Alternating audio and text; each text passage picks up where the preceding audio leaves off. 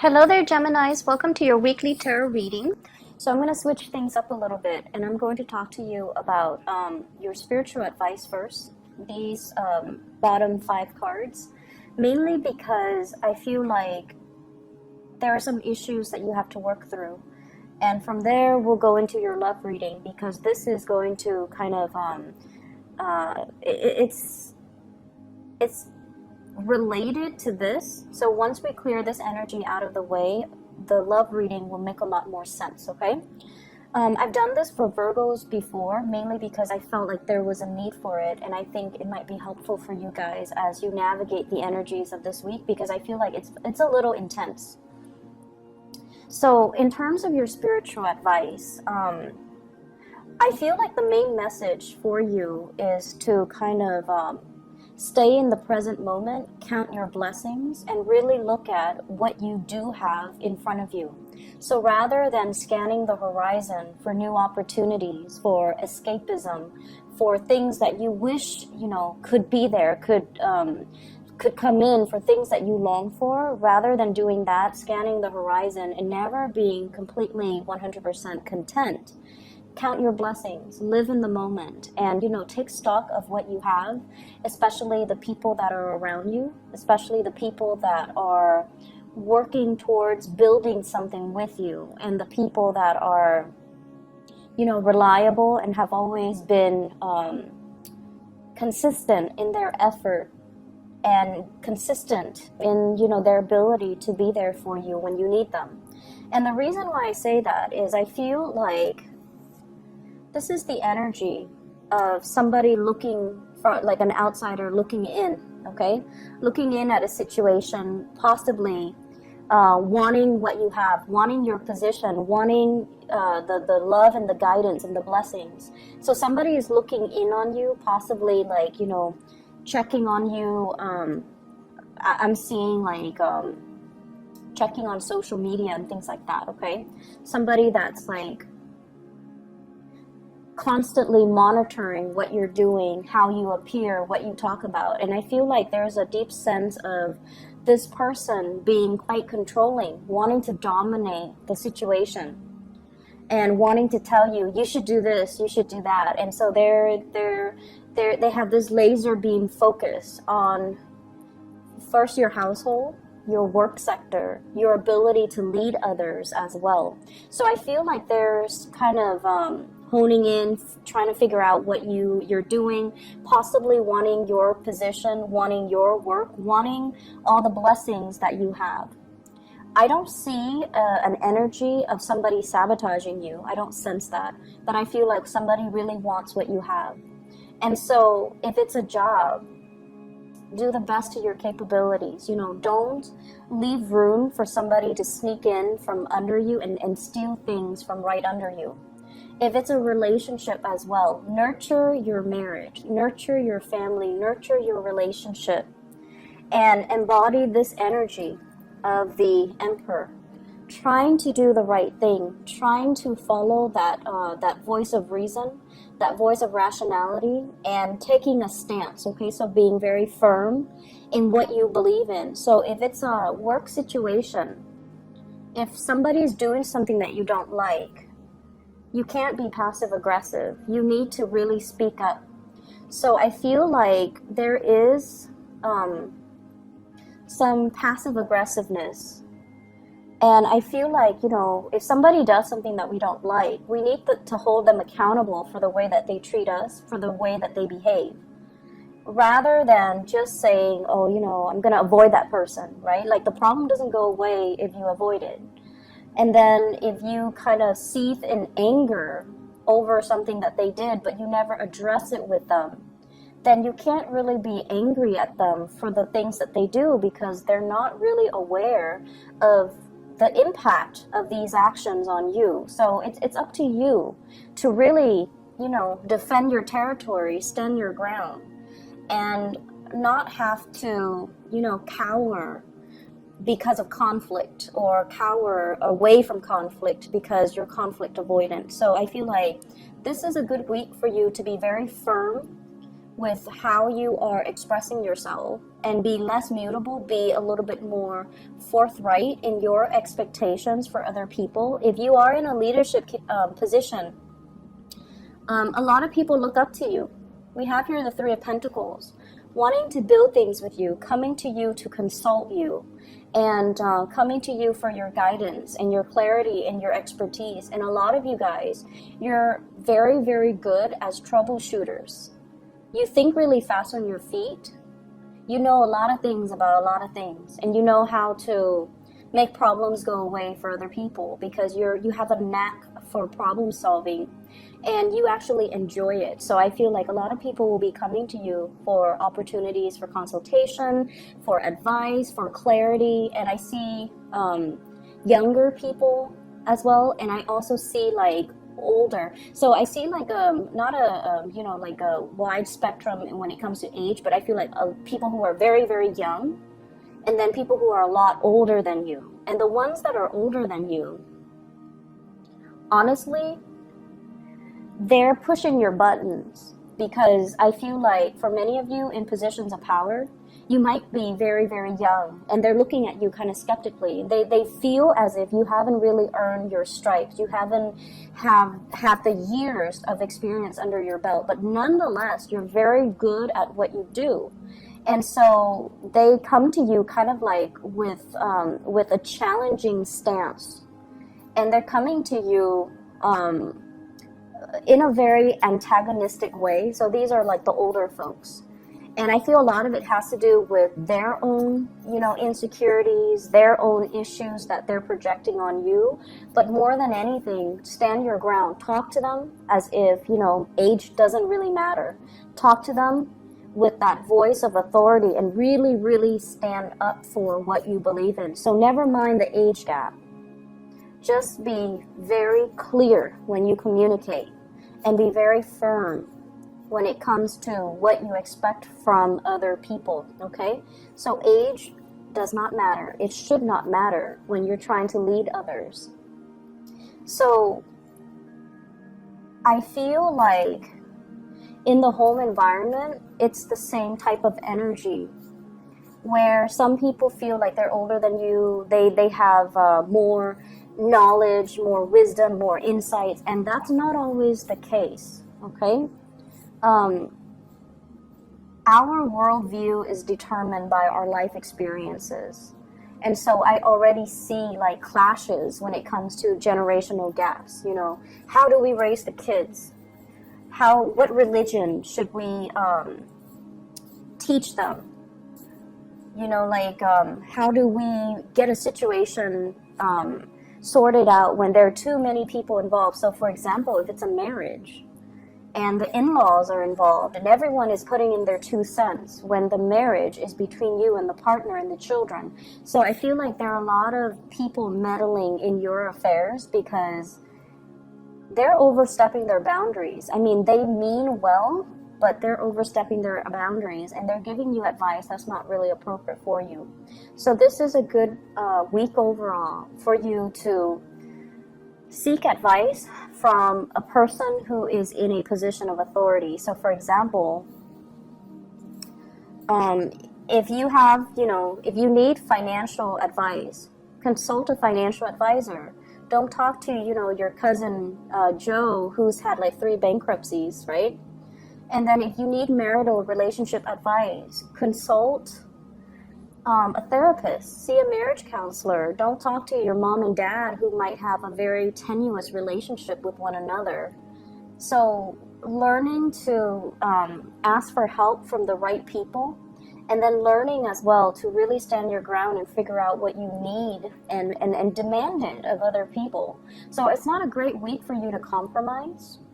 It's a great week for you to assert your authority and assert, you know, be a little bit more fixed, be a little bit more, I want to say, and no offense to anyone watching this, be less of a Gemini, less of a Libra, and be a little bit more fixed like an Aquarius.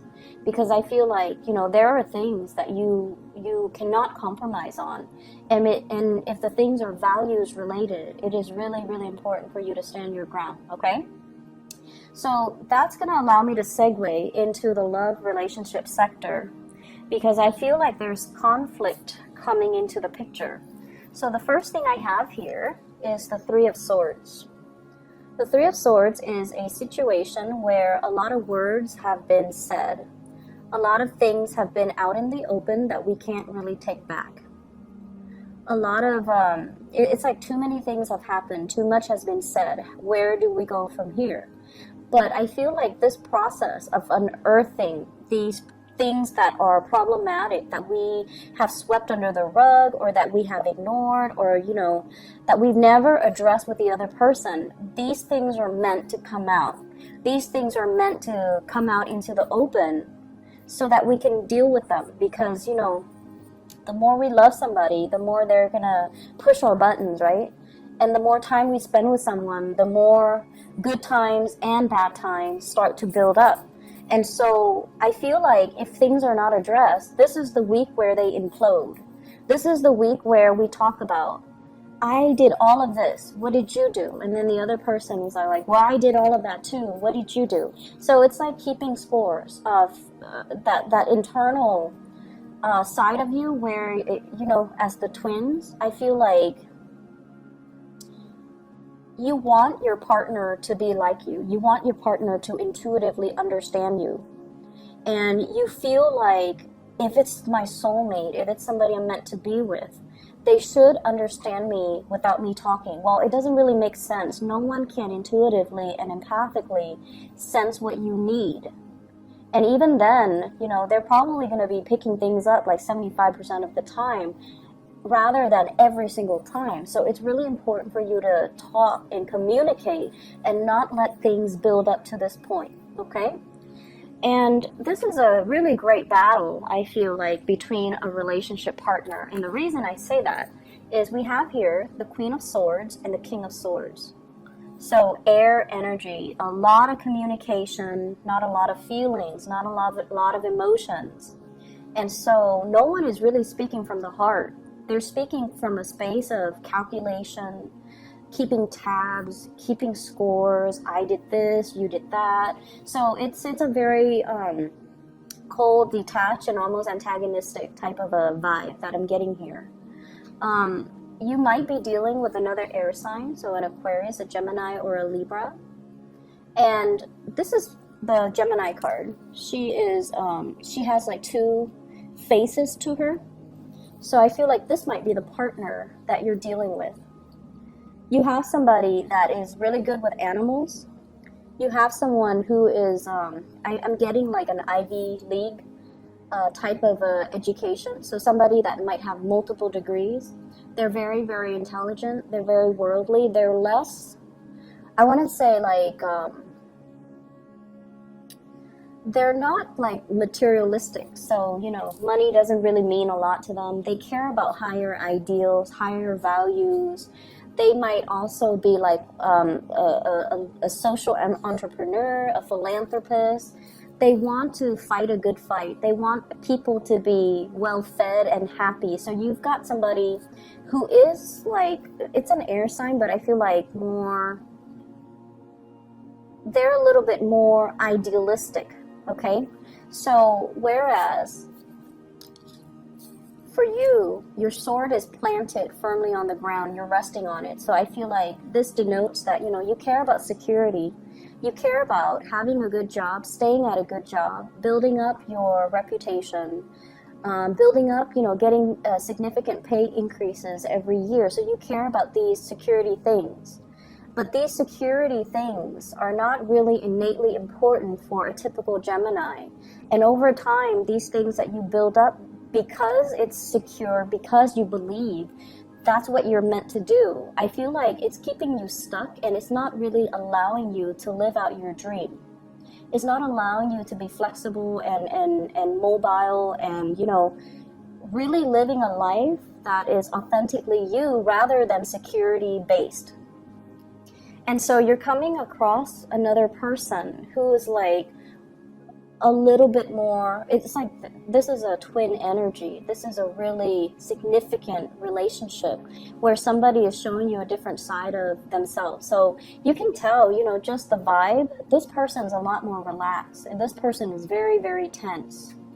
This person, you know, they dress well, but it doesn't mean that they care about the material things. I feel like they're a world traveler. They collect objects and clothing and, you know, habits and languages from all different parts of the world. And I feel like, you know, they have this sense of exoticism about them, and you're naturally very drawn to them. You might be a little bit envious of their idealism. You might be envious of the way, the carefree, quote unquote, carefree life that they lead. And they don't seem like they're plagued with worries. They don't seem like they're torn and conflicted. And they don't seem like they have a lot of drama or a lot of problems in their lives, because they're just, you know, carefree and free-spirited and mobile. And so there are ideological clashes between you and this person when it comes to, you know, stability, relationships. There's mutual fascination here that I'm sensing, but you two value very, very different things. And this is somebody that I feel, if you are this person, you might have a lot of earth in you. If you are this person, you might have a lot of water in you, or fire, where, you know, you're philanthropic and you're kind of like a free spirit. And I feel like, you know, it's a situation where there might have been arguments, but there is a reconciliation, okay? So for those in relationship, you know, significant relationship or marriages, if there has been issues, there is an apology coming into the picture here with the Knight of Cups, which is like an offering, a peace offering, a peaceful gesture, a gesture to kind of like, let's just, you know, not beat a dead horse. Let's just overcome our ideological differences, and let's just agree to disagree. It doesn't mean that we passive-aggressively sweep things under the rug. It just means that we value each other enough to respect each other's differences and move away from it. Okay, so I feel like you're operating from a space where a lot of score, like evening out the score, a lot of keeping score, keeping tabs, a lot of things that might have been swept under the rug are imploding for this week.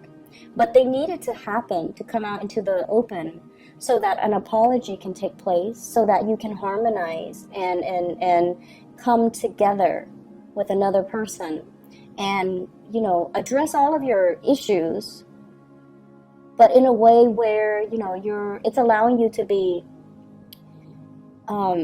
less conflict avoidant, okay? Because conflict is not always bad.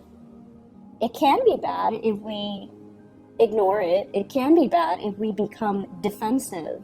And it can be really bad if the other person is just emotionally irrational. But this is the week where you are dealing with a partner, a love interest, that is very, very, very rational. So if they're in the reverse, they might be, you know, very manipulative. They might be like very deceitful, but in the upright position, they're willing to talk things out. They don't shy away from conflict. They know that everyone has their flaws. So, you know, let's talk things out. Let's figure out the solution. So this is somebody who is a fixer. They are solutions oriented. And I feel like there's going to be a major, major victory here with the Six of Wands. Overcoming your troubles, being able to sail on from conflict and heartache and, you know, harsh words and things like that, because you're in a league with somebody that is very much like you, except, you know, they're not conflict avoidant. They kind of charge right in and they're like, okay, what's the matter? Let's talk about this. So they're going to sit down and you're going to need to talk.